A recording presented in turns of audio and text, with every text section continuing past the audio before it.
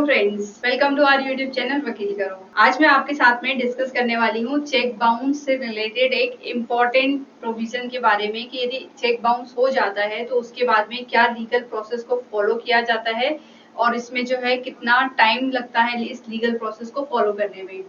इससे पहले मैंने ऑलरेडी एक वीडियो बनाया है जिसमें मैंने चेक बाउंस से रिलेटेड जो रीजंस हैं कि चेक बाउंस किन स्थितियों में, किन परिस्थितियों में जो है चेक बाउंस हो सकता है, वो पूरी की पूरी 10 सिचुएशंस, 10 कंडीशन मैंने आपको बताई है कि इन सिचुएशन के अंदर जो है बैंक आपका चेक बाउंस कर सकता है। तो यदि आपने वो वीडियो अब तक नहीं देखा है तो प्लीज जाकर के मैं आपको रिकमेंड करूंगी कि पहले वो वीडियो देखें, क्योंकि उससे आपको ये समझ में आएगा कि ऐसी कौन सी 10 सिचुएशंस होती हैं जिसके अंदर चेक बाउंस हो सकता है।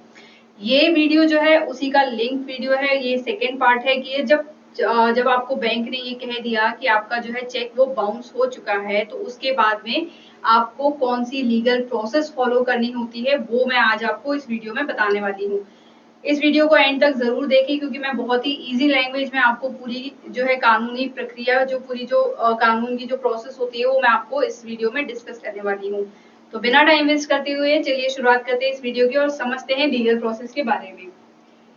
तो सबसे पहले स्टार्ट करते हैं कि इससे रिलेटेड जो प्रोविजन है चेक बाउंस से रिलेटेड, वो हमारे एनआई एक्ट यानी कि नेगोशिएबल इंस्ट्रूमेंट एक्ट के अंतर्गत दिए हुए हैं, चैप्टर नंबर 18 के अंदर, जिसमें एक सेक्शन है सेक्शन 138 जो कि बात करता है यहाँ पर क्रिमिनल लाइबिलिटी की।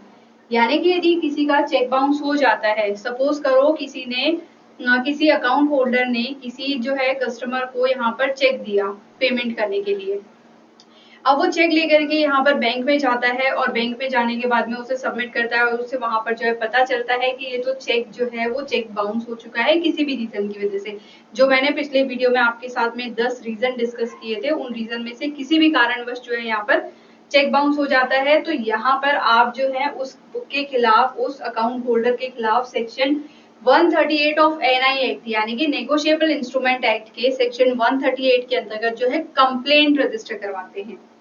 जी हाँ, यहाँ पर जो है कंप्लेंट रजिस्टर करवाई जाती है, यहाँ पर एफआईआर रजिस्टर नहीं करवाई जाती है। आपको ये क्लियरली मैं बता दूं कि बहुत सारे लोग ये सोचते हैं कि जो चेक बाउंस हो गया, चलो चलते हैं एफआईआर रजिस्टर करवाते हैं उसके खिलाफ, उसने हमारे साथ में जो है धोखा कर दिया यहाँ पर। तो यहाँ पर एफआईआर रजिस्टर नहीं कराई जाती है, यहाँ पर कंप्लेंट रजिस्टर करवाई जाती है सेक्शन 138 के अंतर्गत।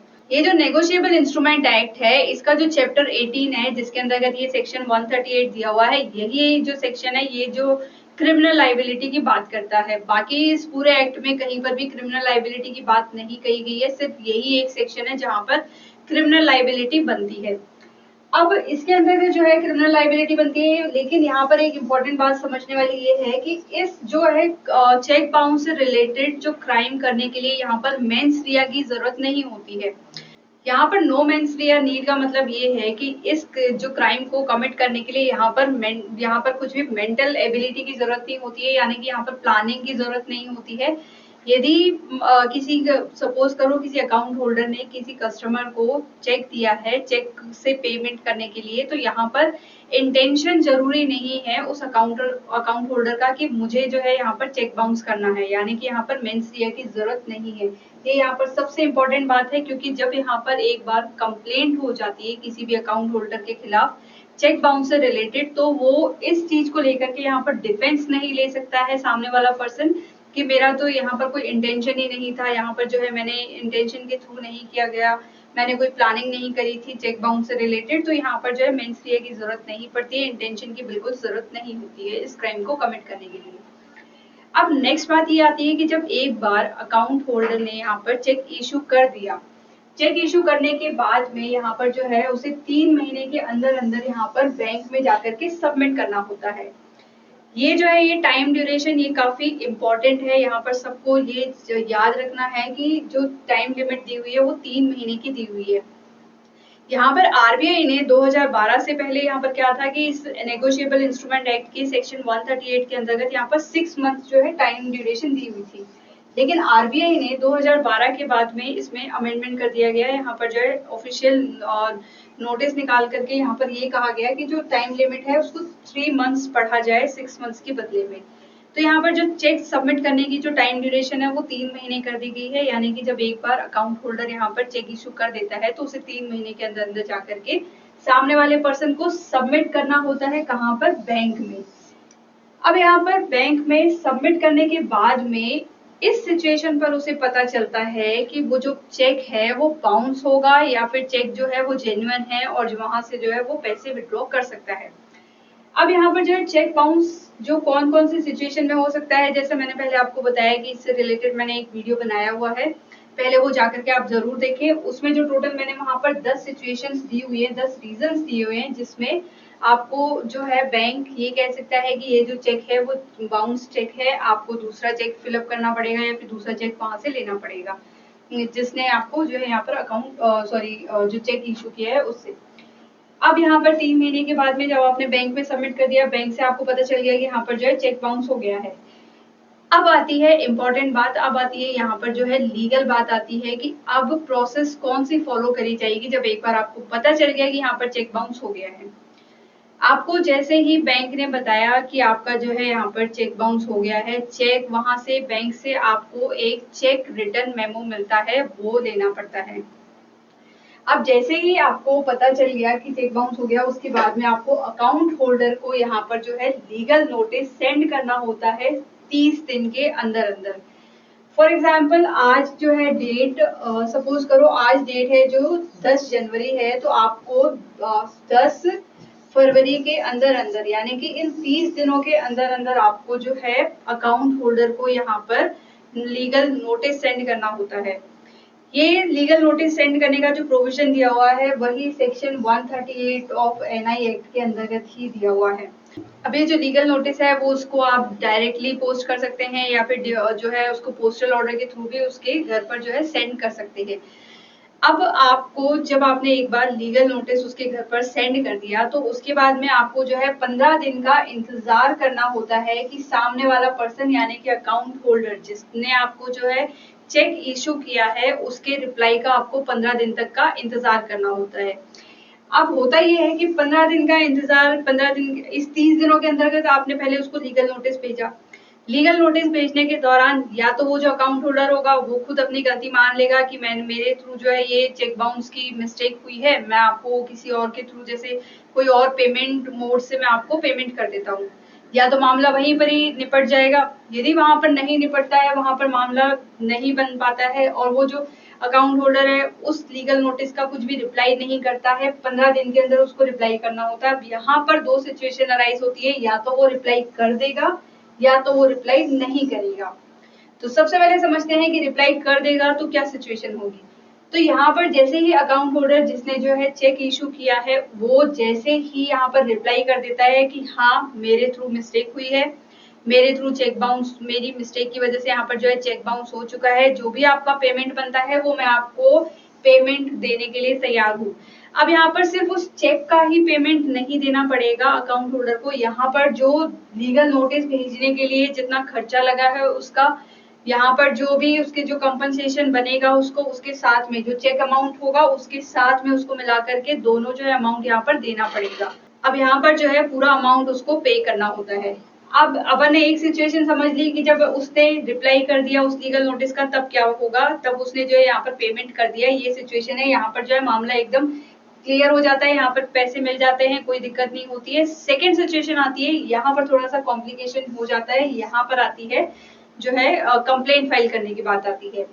अब जैसे ही रिप्लाई करने की बारी आई 15 दिन के अंदर अंदर उस अकाउंट होल्डर जिसने आपको चेक इशू किया है उसने कोई रिप्लाई नहीं किया, तब क्या होता है, तब आप क्या करते हैं कि कंप्लेंट करते हैं। विद इन 30 डेज आपको जो है जाकर के कंप्लेंट करनी होती है 30 दिन के अंदर अंदर।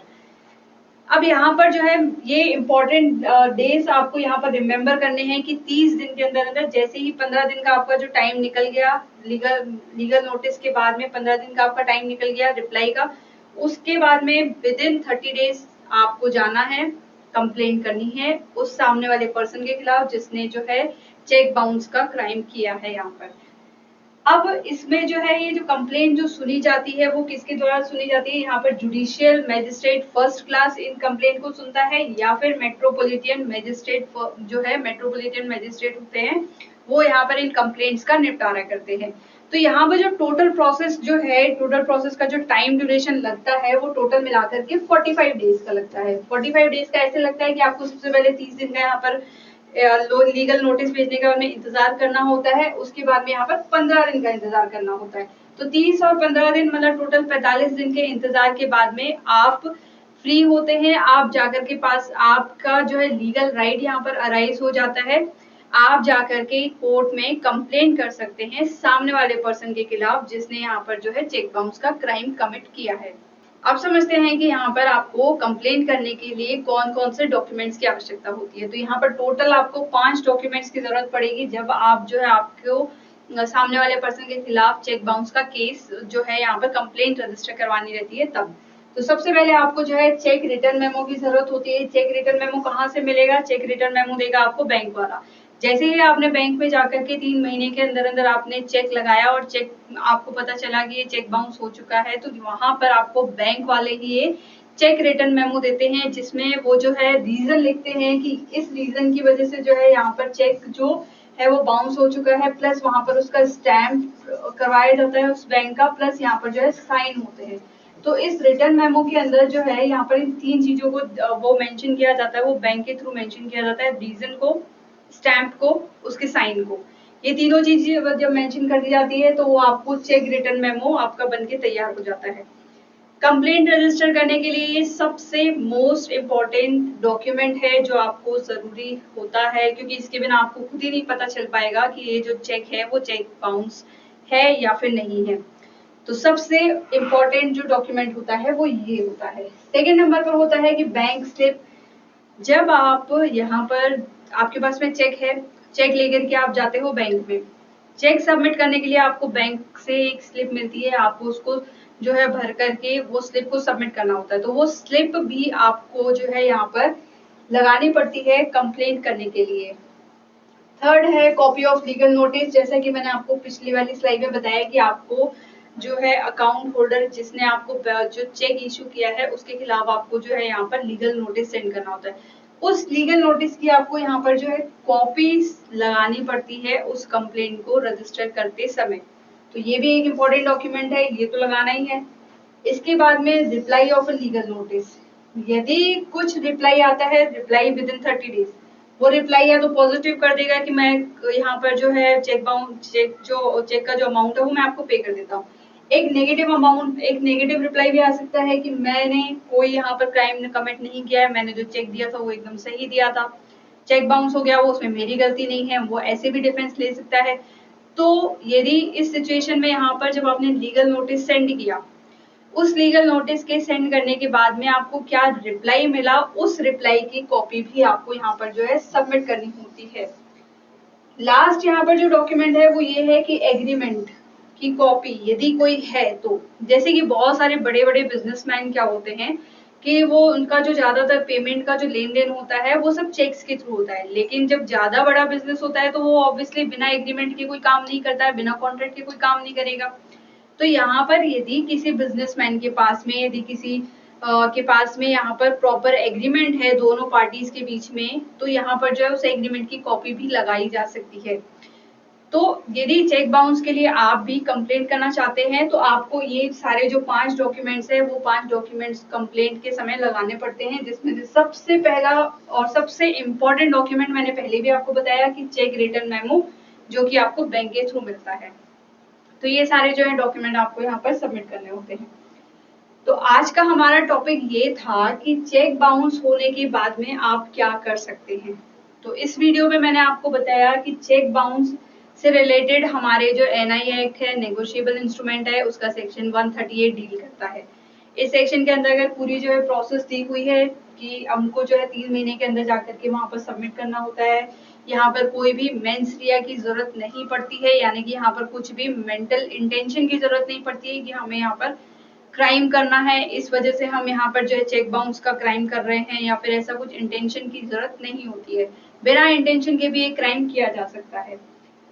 अब हमने इसमें नेक्स्ट हमने ये पढ़ा था कि इसकी जो लीगल प्रोसेस होती है वो कैसे फॉलो होती है। यहाँ पर ऑब्वियसली एक एडवोकेट की, एक अच्छे एक्सपर्ट की जरूरत होती है कि यदि मान लो चेक बाउंस हो जाता है तो उसके लिए लीगल नोटिस भेजने के लिए, रिप्लाई भेजने के लिए, उन सभी के लिए जो है एक एडवोकेट की जरूरत होती है। यदि आपको भी किसी एडवोकेट की हेल्प चाहिए है तो आप हमें कॉन्टेक्ट कर सकते हैं। यहाँ पर आपको स्क्रीन पर हमारी कॉन्टेक्ट डिटेल जो है वो शो हो रही है। आप हमें कभी भी किसी भी वक्त जो है इंक्वायरी कर सकते हैं। चेक से रिलेटेड यदि आपके कुछ क्वेरी है, कुछ डाउट है तो भी आप हमें कॉन्टेक्ट कर सकते हैं। नेक्स्ट हमने ये देखा था कि चेक बाउंस से रिलेटेड यदि आप कंप्लेंट करना चाहते हैं तो आपके पास में कौन कौन से नेसेसरी जो है वो डॉक्यूमेंट्स होने चाहिए। यहाँ पर टोटल 5 डॉक्यूमेंट्स मैंने आपको बताए, जिसमें सबसे इम्पोर्टेंट और जब सबसे मोस्ट इम्पोर्टेंट जो डॉक्यूमेंट था वो चेक रिटर्न मेमो था, जो कि आपको बैंक के थ्रू मिलता है। तो आज मैंने आपको इस वीडियो में बताया कि चेक बाउंस होने पर आप क्या कर सकते हैं, आप कौन सी कैसी जो है लीगल प्रोसेस को फॉलो कर सकते हैं।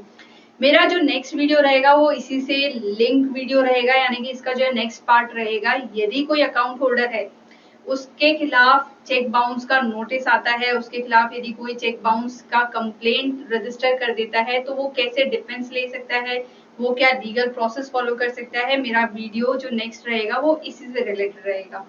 मैं उम्मीद करती हूँ कि मेरे द्वारा दी गई इस वीडियो में जितनी भी इंफॉर्मेशन है वो आपके लिए बहुत ही यूजफुल रही होगी। और आप प्लीज लाइक करें, शेयर करें, साथ ही साथ सब्सक्राइब करें हमारे यूट्यूब चैनल वकील करो को। Thank you.